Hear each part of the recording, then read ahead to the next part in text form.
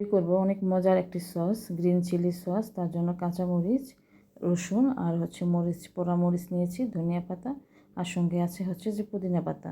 তো ধনিয়া পাতা, পুদিনা পাতা, কাঁচামরিচ, শুকনো মরিচ আর রসুন দিয়ে কিন্তু অনেক মজার একটা সস তৈরি হয়। সেই সসটাই আপনাদের সঙ্গে শেয়ার করব আজকে।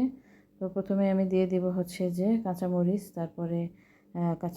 তারপরে রসুন, পোড়া মরিচ, ধনিয়া পাতা, পুদিনা পাতা, একে একে কিন্তু সব কিছু দিয়ে দিতে হবে। দিয়ে তারপরে যে ব্লেন্ডারটা ভালো করে ব্লেন্ডার করে নিতে হবে। তো এই তো সব কিছু দিয়ে দিলাম। দেওয়ার পরে ধনিয়া পাতা, পুদিনা পাতা দিয়ে দিলাম। এবার দিয়ে দিলাম সিরকা, তারপরে দিলাম লবণ, তারপরে দেব চিনি। তো আপনারা টক ঝাল বুঝে যে মরিচ অথবা চিনি, সিরকা, এটা আপনাদের কীভাবে কোন টেস্ট খাবেন সেটা বুঝে দিতে হবে।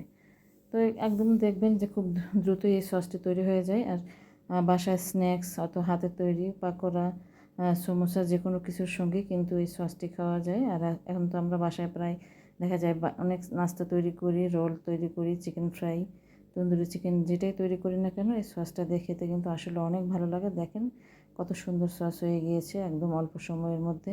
তো আপনাদের যদি এই পদ্ধতিতে সস তৈরি করতে ভালো লাগে তো আপনারা তৈরি করবেন, আর ভালো লাগলে লাইক, কমেন্ট, শেয়ার করবেন। আর অবশ্যই আমি বলবো যে সসটা কিন্তু আসলে অনেক মজা, যে কোনো কিছুর সঙ্গে খেতে অনেক মজা, তাই শেয়ার করলাম।